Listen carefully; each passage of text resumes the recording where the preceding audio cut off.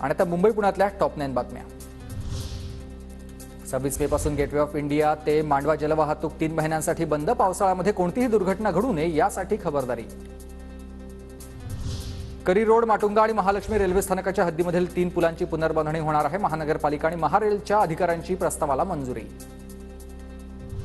मुंबईच्या पूर्व भागामधील मुख्य जलवाहिनी जोडणी आणि दुरुस्तीचे काम तांत्रिक कारणांमुळे रद्द। 22 मे रोजी पाणीपुरवठा सुरळीत राहणार।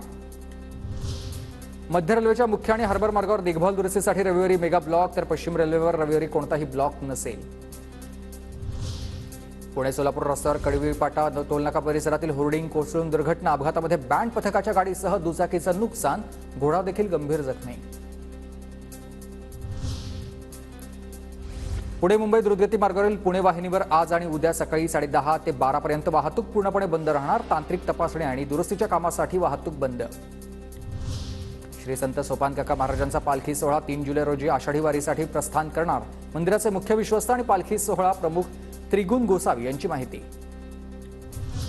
सर्वांनी मतदान करा, वांद्रे वरळी सिलिंगवर लेझर शोच्या माध्यमातून मुंबईकरांना आवाहन। 20 मे रोजी राज्यातील 13 मतदार संघासाठी पार पडणार मतदान।